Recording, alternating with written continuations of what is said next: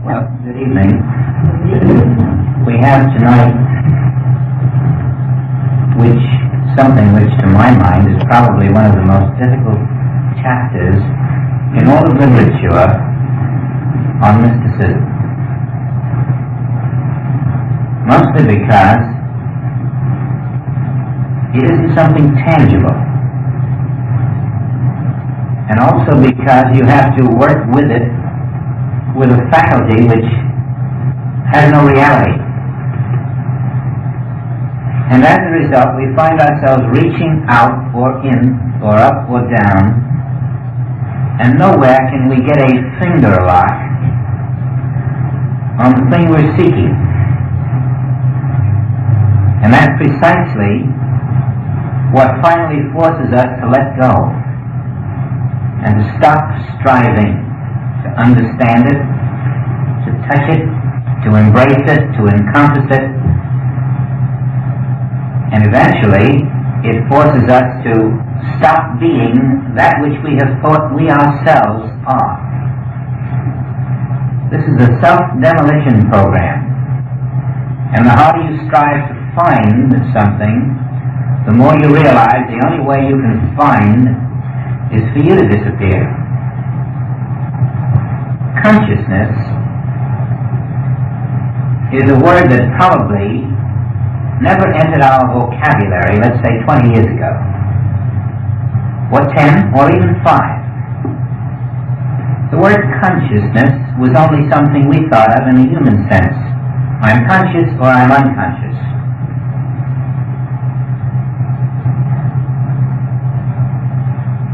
It never occurred to us to equate the word consciousness with God. That if I can be conscious, certainly God is conscious.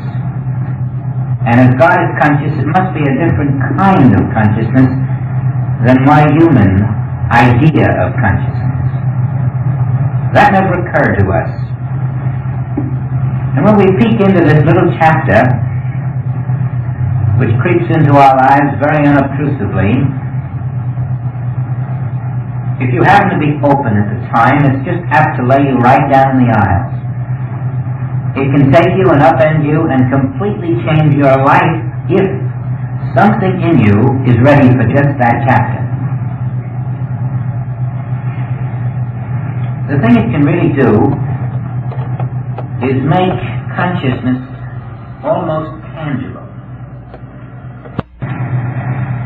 so that you discover a new country called consciousness, and you wander in it as a stranger, and you find it's the only reality there ever was. It's sort of a complete sense of wonderment. Alice in consciousness. Now you take a 6-year-old child and you put it to bed and you have it say its little prayer, and I pray the Lord my soul to keep. Without realizing it, we are shaping that child's future a certain way. It now has a concept of God up there, and me, the little boy down here, and this great feeling that God is watching over me. A feeling that someday, either in his adolescence, when a bigger boy just plunks him right on his jaw, or a little later, when he gets married and finds out it isn't a bed of roses, or a little later still, when there's an accident of some kind in the family, and finally when his business isn't quite what he thought it was, and he goes bankrupt. I pray the Lord my soul to keep. May have, in some way, contributed to all of these sequences in his life. He had depended upon an unknown God. He had depended upon a God that he didn't know had no existence. And as he filled his years, he fumbled and sought that God. Having been separated almost from birth, in fact before birth, his entire life was lived either seeking God or renouncing the possibility of the God he couldn't find. and he becomes a member of the human race, who has sought God from the beginning, who has not found God, and divides itself up into atheists and theists and agnostics, all of whom are in the same boat, all of whom either have found a false God or are seeking a false God or deny that there is a God because someone told them to lay themselves down and bless the Lord and hope that the Lord would keep their souls. They weren't taught what we so belatedly are being taught by Job. That God and consciousness are one and the same. And that behind the visible is the invisible consciousness which makes possible the ultimate appearance of form. All of us have thought of ourselves as form. Along comes Joel and we decide or learn that we're not form at all. We're life. And we discover that life and consciousness and soul are one and the same. Life, consciousness. God, consciousness. Now, if you've read the chapter, you may have been impressed to the point of saying, how could one mind know all this? How could one man be so privy to the secrets of life that all of these chapters through him could flow? It's truly astounding. And yet we know now that these chapters could flow through him because he wasn't thinking them up. He was letting consciousness do its own work. And he was being an instrument for that consciousness because he knew that his name was consciousness and that the form was not him. We may feel that to a degree, but we still have to learn how to live that way. And then he gives us examples which, though simple, are truly deep. I recall a book I read which told about birds. And I thought I had finally found why birds migrated at certain times of the year, and this author had a secret. They had a sense of knowing where their food was, and at certain times of the year, their food disappeared where they were, and they had the sense of knowing their food was somewhere else. They instantly, like a homing pigeon, went directly to that food, even if it happened to be in Capistrano. And that sounded very plausible. It was a great secret. Only it wasn't true. And then we have thought about this homing instinct of the bird, this migrating instinct, little realizing that behind it was God. It was God consciousness that was doing the migrating, and the bird was simply an out of form appearing as evidence of the invisible consciousness of God.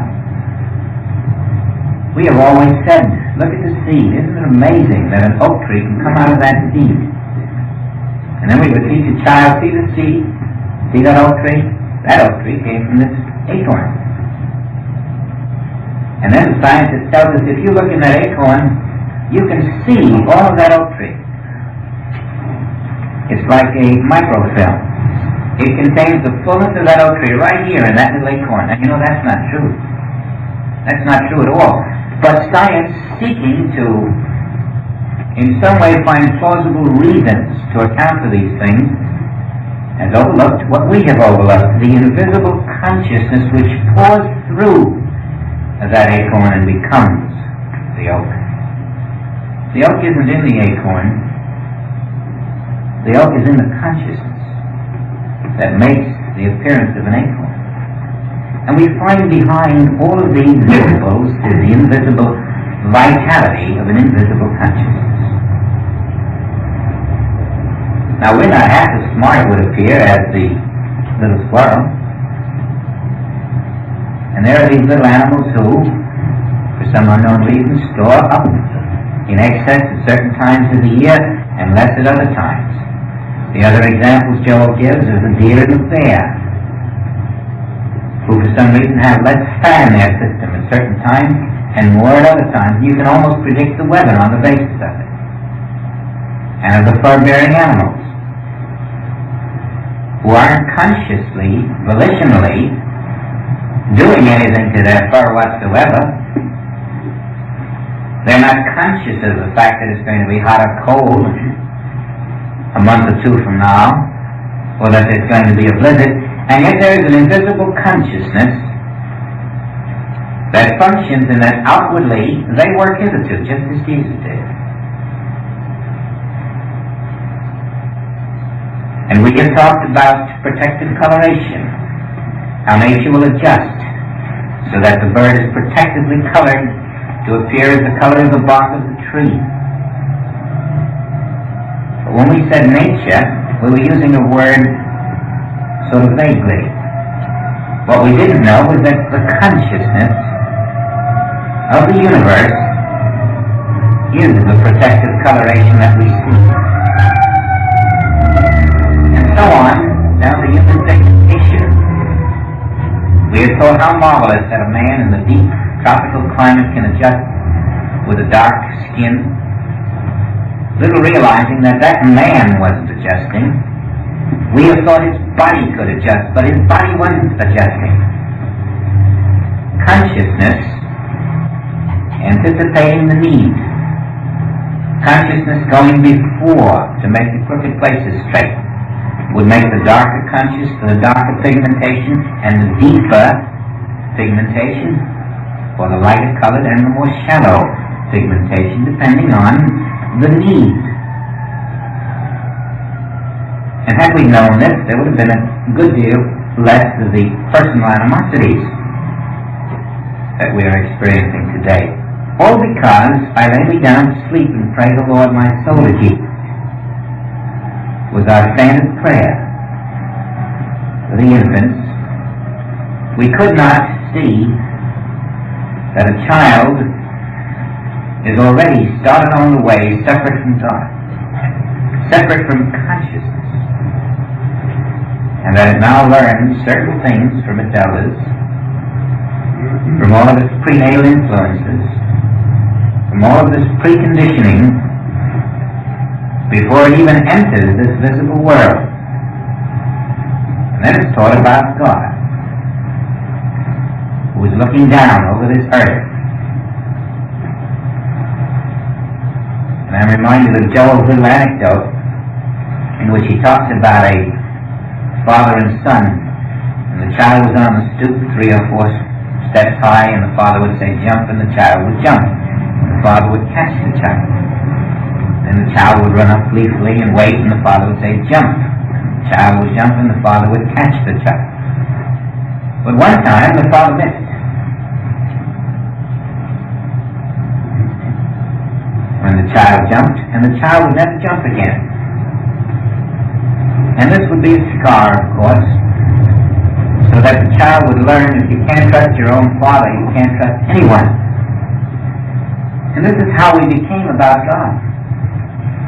We jumped, and there was no God to catch us.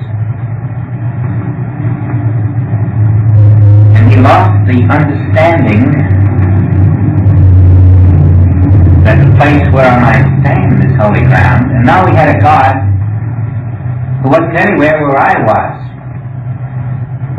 We were separated now from consciousness, because we didn't know there was such a thing.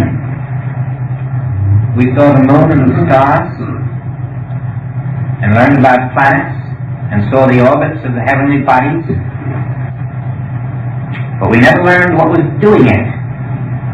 The astronomer never told us. The astronomer figured there was something in these heavenly bodies that did it. He wasn't quite aware of an unseen intelligence. He had all kinds of names. Gravity. Never thinking that behind all this is an infinite intelligence which we are looking at, and we are seeing not forms that the infinite intelligence put there, but forms that we are subconsciously devising as we look at that which we cannot see.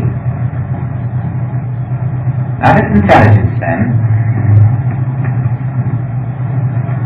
this composite of all that eventually flows into human experience in diluted forms, is God. Alive, vibrant, real, ever-present, infinite, perfect, flawless. So homogenized that everywhere you go, the full infinite qualities of God are present at every point. God in China, consciousness in China is identical to consciousness in Kansas City. Consciousness beneath the surface of the ocean is identical to consciousness on the land and 20,000 leagues above the sea. There is no place where God is less or more than in any place. So that if a mind collapsed on you, God is in that collapsed mind just as upstairs in the world that is praying for your safety. Now to become aware of this homogenized infinite consciousness is simply returning to our original state called the Eden consciousness. And this reborning to self is the return of the prodigal, who through various conditionings, various influences, various superstitions, various states of ignorance, became not consciousness but an evolving series of states of consciousness.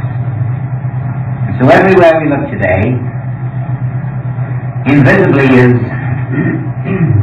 consciousness, and also invisibly is an evolving state of consciousness, and then visibly is the form that that evolving state of consciousness takes with its experience. Between the form and the invisible infinite consciousness is the finite consciousness, which is the human mind, interpreting that which it cannot understand and being subject to the laws of chance. Now you standing here today, and I,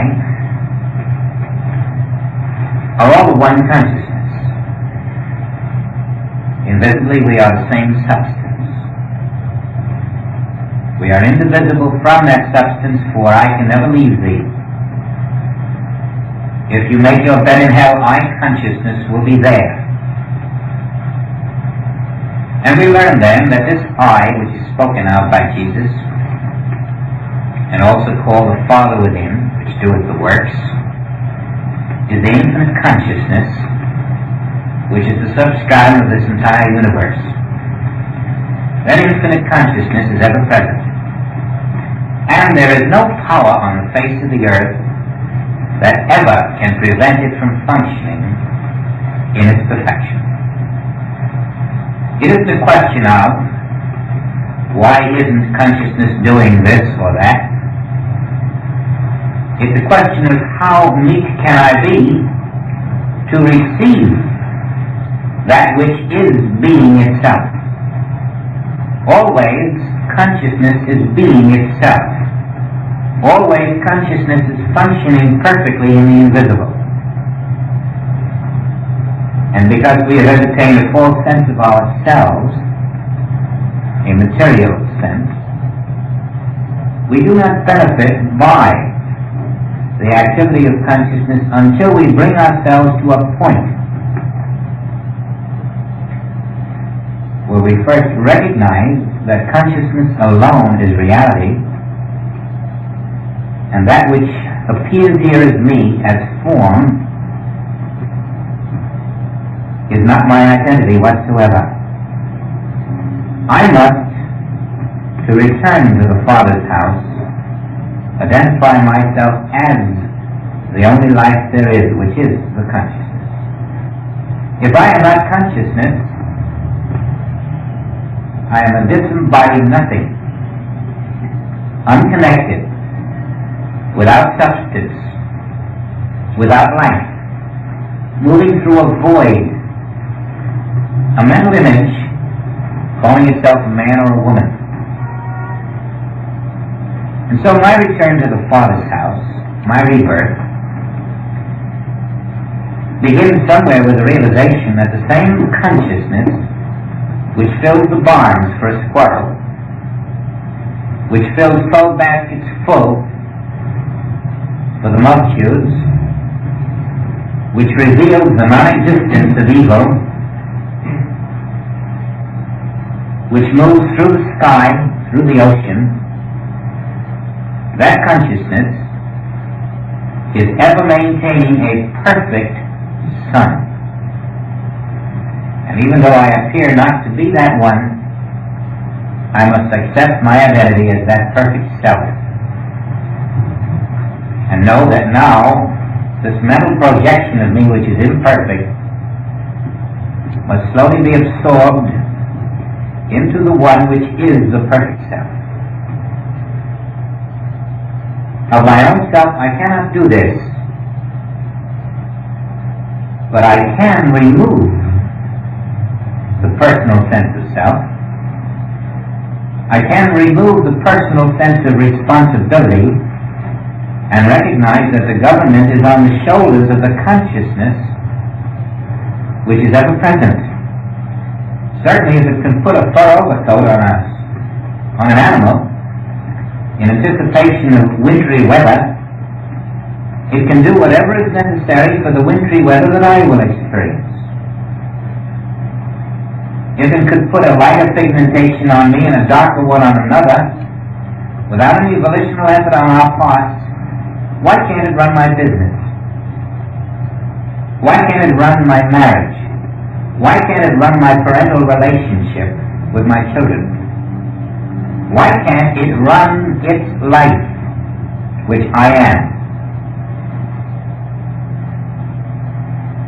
And so I become aware that the consciousness has a will that is perfect, and a power to fulfill that will, and a presence and a mind to receive that will and to enforce that power, so that He that is within me, my consciousness, is greater than every form on the face of the earth. And wherever I happen to be in the form, my consciousness is, it can never leave me or forsake me. And so I begin to draw on that consciousness which has shown its power in anticipating the needs of the bird, the bee, the squirrel, the seed, the plant, in functioning the organs of the human body, in determining the speed of a heartbeat, the number of times that a lung should exhale and inhale. None of us have done this volitionally. And yet we have departed from consciousness, from the Father's house. The entire story then of the prodigal is similar to the fall in the Garden of Eden. That inability to recognize invisible consciousness is present everywhere that a visible form appears. Before there were seeds in the ground, there was consciousness. Before there was cattle on 1,000 hills, there was consciousness. Before there was a light in the sky called the sun, there was consciousness. Before there was you or I, there was consciousness. And every error that appears in our physical lives can be discovered in the degree to which we have departed mentally from that invisible consciousness, leaving a sense of separation and permitting new powers to enter our world to cause fear, doubt, anxiety, lack, limitation, evil, disease, birth and death. All because we have been unaware of the invisible and only thinking we had solved the mystery of life because we had managed to penetrate the visible perhaps a little more, because we have become aware of invisible microbes still in the realm of matter, and always placing our faith on human man-made instruments, human man-made understanding, human man-made ideas about the universe, and never realizing that the human mind is incapable of receiving the truth of God. Now we have a completely different awareness of God then. We know that God is the only thing that I can be. If I'm other than God, I'm a polygon. We know that the word God itself has been responsible for our inability to know the meaning of that word. But when we see that God is consciousness, oh yes, I'm consciousness too. What else could I be? If consciousness is the fabric of all that is. Now we have been living a life of form. But what good is form if it has no fabric? Without fabric, a form is a shadow. So we have had a modicum of fabric and a maximum of form. And because we've had all form without fabric, we've had error. We couldn't stretch out the substance to support the form. We didn't have enough substance. We had separated ourselves from substance by personal effort. The belief that my will, my desire, my ambition, my life, my mind are all fully capable of attaining an understanding of the mystery of life. Now, all we succeeded in doing is making ourselves humanly a bit more comfortable, more successful, more secure, but only temporarily. We hadn't discovered that consciousness doesn't die. Consciousness doesn't go into a coffin. Consciousness doesn't have disease. Consciousness multiplies constantly. It never divides. Had we known more of this fabric, we would not have sought the things. And now, learning of the fabric, we do not seek the things. We do not seek things, we do not ask for things, we do not knock for things. Because all we're going to get out of things is form again. Form, not made of the fabric of consciousness, but form made of the fabric of the human mind. The very thing we reach out for and grasp, elatedly pull to ourselves and claim ownership, is but an image in thought, without the real, permanent fabric of God itself. Now every error that we experience then is an absence of that fabric, which is consciousness, God, soul, self. And there is no error that cannot be removed by contact with the fabric, because the fabric is unlike any other we have known. It is self-enforcing. It has a mind, an omniscience, an omnipotence, and it has the power then to fulfill itself in perpetuity. So that once we have found ourselves to be this consciousness, we can see that all form must outgrow itself. We're not concerned about holding on to a momentary form in the slightest bit. In fact, we can see that our own self consciousness produces in the visible changing form. We know that right now that which we call our body is changing. The very cells themselves are changing. The infant body became an adolescent body. The adolescent became more mature. And as the body keeps changing, we know this is the unfoldment of consciousness. We've become unconcerned about maintaining that form at any age level. We don't want the stagnation of form. We want the experience of fabric fulfilling itself, because we have learned that consciousness, when it is received through the unconditioned mind, will ever form itself into the perfect form necessary for the perfect experience. And we do not strive to stand there telling consciousness we want this kind of form or that, because that consciousness which produces the lily, the tree, the forest, the flower, the heavenly bodies, that consciousness will always produce the perfect form for the perfect experience. We do not set ourselves up as a human law.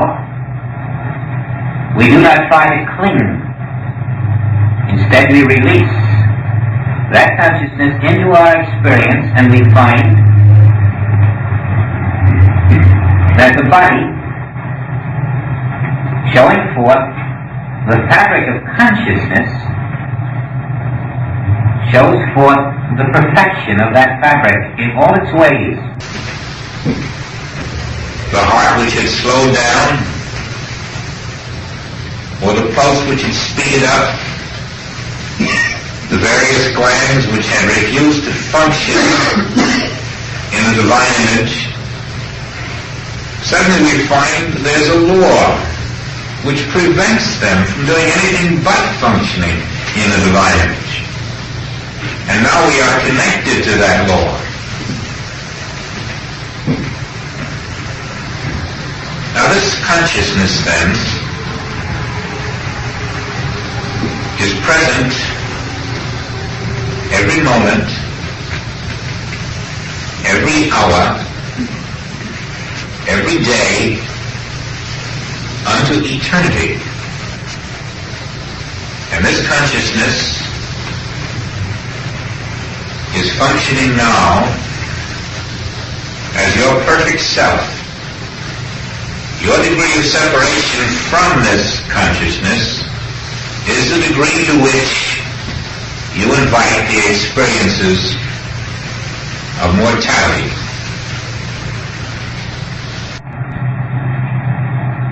As you are able to release your mind, your beliefs, your thoughts, your desires, you can find a certain place. And we're going to find that right now because there is a way to find that place so that consciousness and you are revealed as one and the same. Now at the moment your mind may be wandering a bit, but you can use that mind to steady itself. You might try it this way, to be still in the mind now,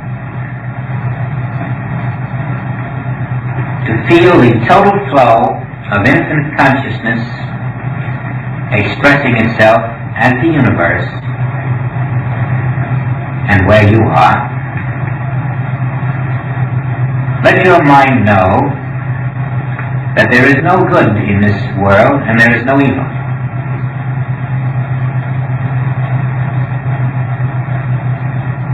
There is only my Spirit.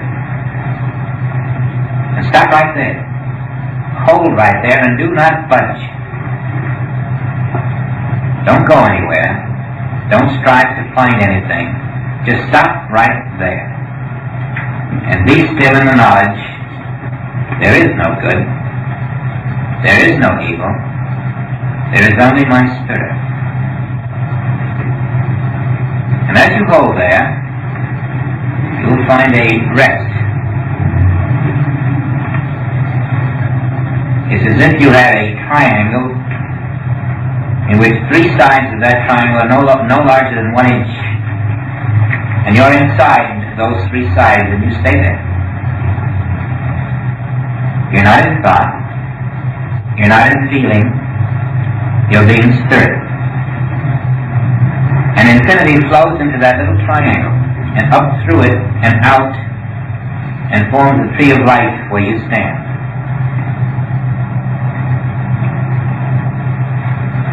The longer you hold that moment of rest, the closer you are to finding that consciousness is living you. And it will dissolve the false mental projection that you have devised of yourself. It will straighten that which is crooked. It will put food on the table. It will move into your office now before you get there tomorrow. That consciousness will keep the fire from your doorstep. That consciousness is ever performing its function. And when that consciousness comes through the moment of rest, then the infinite perfection of the universe is living your life. And it is your function to let this infinite perfection live your life eternally. It is your function to lay aside that human desire to determine your own direction and to trust this invisible consciousness now and wherever you are. When it lives your life without you taking thought, then grace is functioning as your being. And then it will store that which is necessary in your bonds. It will multiply that which you require until your need is met. It will become your vision. It will become the power of your hands. It will become your brain. It will become all that you are, filling your cup of life to the level of your need at all times.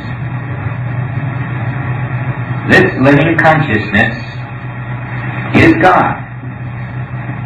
This living consciousness is you. I am the Father of one and the same. And if there's a shadow between this consciousness and you, that shadow is going to be a lack or a limitation or a disease or a problem of some kind. Now, too often, when we hear about going within, we make the mistake of going within. We think you have to go somewhere to go within. And going within doesn't mean going at all. It means standing still. And behold, the salvation of consciousness, the Father within. Now watch how easy it is to create duality when you have a problem. The first thing you want to do is to remove the problem, and you're in duality instantly. You're in duality because you have a problem, and then you want to erase the problem, and that deepens your duality. And then you hear about going within, and so you strive to go within. But you can't go within. Consciousness is omnipresent. Going within is realizing that you're already in consciousness. You already are consciousness. And the going within is knowing it. That's all, knowing it. You're in consciousness now. Now where will you go to go within? To go within means to come out of thought. When you come out of thought, you are within. When you find the moment of rest from thought, you are in consciousness without a suppositional opposite. You are in one power. You are in one mind. You are in one law. You are in one universe instead of two worlds. And the law of that universe is perfection now and forever. There's nothing you need to do about it. Simply be there. And then we find that I of my own self, if I try to do something, I am pushing away that which I seek. Already, that which you seek, you are. You are everything that consciousness is. And consciousness is God. The only separation from it comes in the belief that I am not that. You see how subtly this refines itself so that you're able to stand on the point of a needle. And the more you practice standing on that point of the needle, the more you will remove the shadow of duality, of a thinking human mind, of a quivering heart remembering past failures.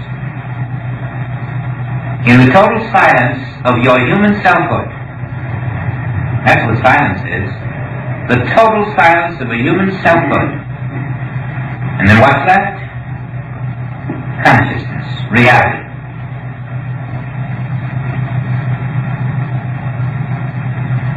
Now the rebirth, the return to the Father's house, is the knowing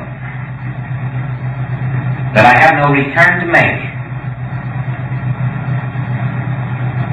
I never stop being consciousness because nothing else exists. I never stop being the perfect self, for there is no other self. I never stop living in the kingdom of God because there is no other place. And so we stop seeking God. We do not search for God. He who is searching for God is a dual self. There is no one to search for God. There is no one to seek God. There is only I, the Father. And I, the Father, individualized as you, the Son. My individual selfhood is God the Father.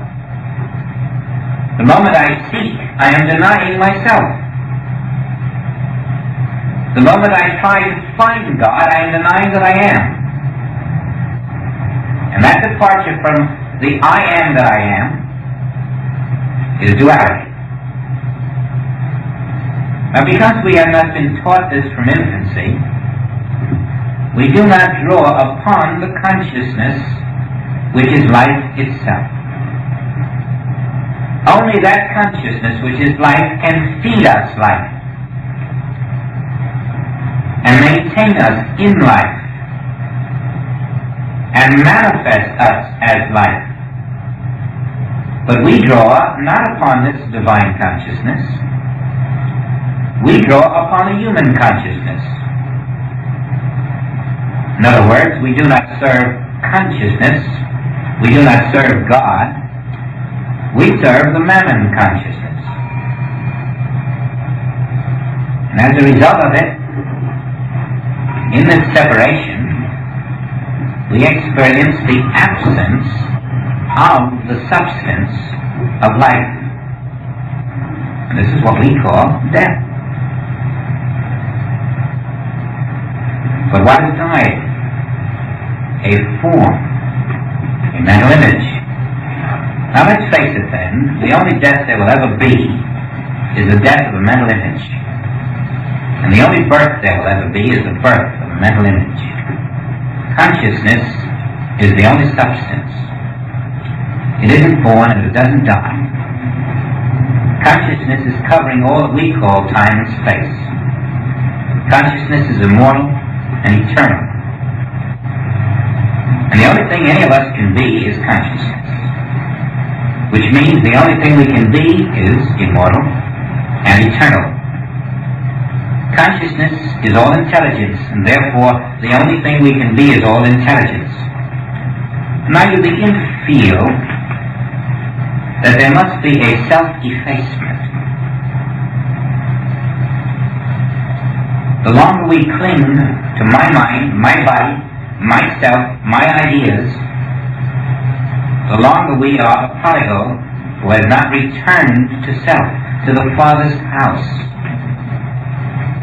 to that power which never makes mistakes, and that power which is always love, which is always harmony, which is always beauty, which is always justice, which is always truth, which is always functioning.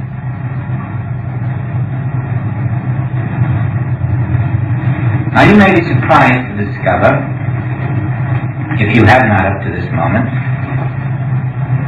that after this chapter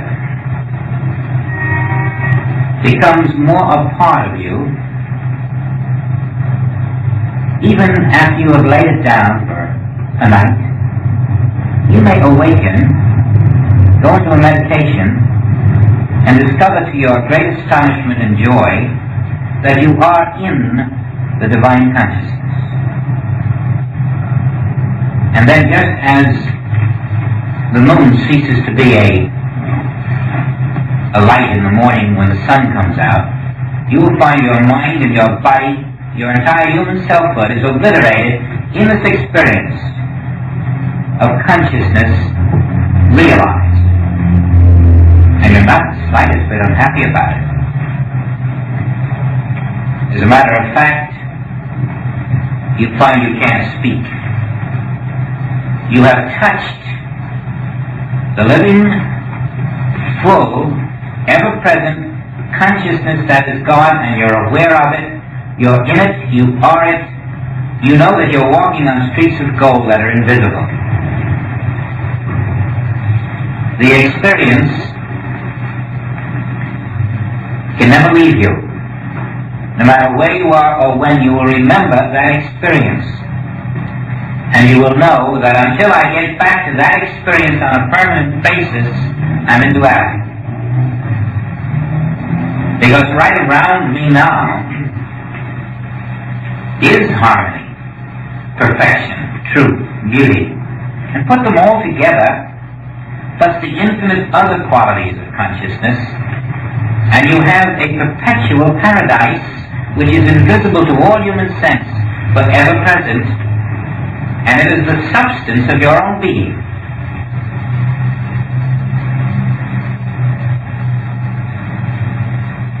It is finished. It is a kingdom already established. It doesn't have to be built. It has to be accepted by self-surrender. The personal self, meek unto this consciousness, the human mind, daily imbued with truth from within, all this dissolves into that which is the pure in heart, showing forth the activity of God.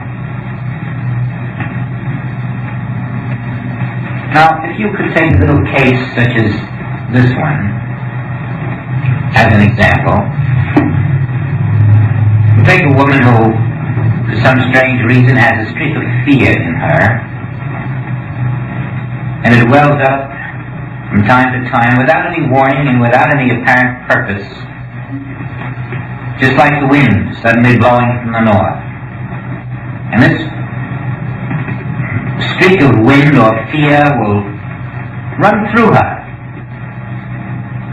at the most awkward times and almost make her weep because she doesn't know what to do or where it's come from. And yet, there have been times in this person's life when she has received a voice, such as once when the voice spoke and said, "I am you." Now you have received the voice, and the rather peculiar part is this, that when we receive the voice for the experience of consciousness, we seem to think that that applies only to that moment when it happened. But when the voice says to you, "I am you," that means eternally. And when you're not receiving the voice, that's true too, and it's true 50 years later. Whenever you receive a God experience, that which you are receiving is a permanent dispensation. It doesn't matter if that experience departs from you, it's still the permanent truth and ever present. And the point is you can depend on it. Now I say that for this purpose. You may have a momentary problem that in some way seems to be causing alarm. And you may be striving to find that inner touch of the Spirit, to remove it, and yet we're doing all this work over and over and over again without realizing that the same Spirit that spoke to me a month ago gave me the answer then. Why am I striving so hard? This consciousness, this Spirit, is ever present. I have been striving to get it to come into my experience, and that's a mistake. I needn't strive to get it to come into my experience. It is my reality now. I must not strive to bring Spirit into my human experience. Instead, I must remove the human sense of self, because the Spirit is here. I must remove the human sense of self, and Spirit will show forth as the removal of my problem.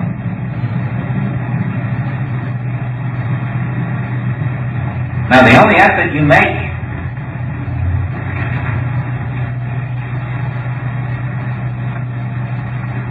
is to find no effort. This is so delicate that if you have the least bit of effort, you're in duality. But when you are capable of no effort in the knowledge that I already am, all I need to do is remove that which I am not. I am not flesh and blood. I am not matter. I am not human mind formed. I am Spirit. And I don't have to think about it. I am Spirit. And then I rest in the vacuum of that mind.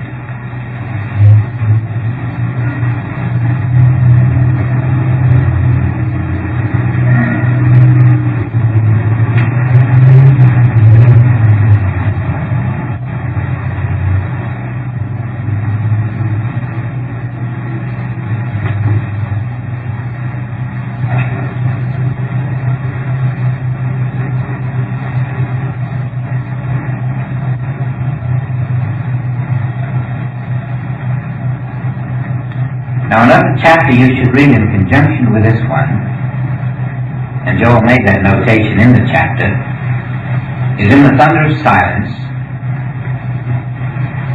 Who told you?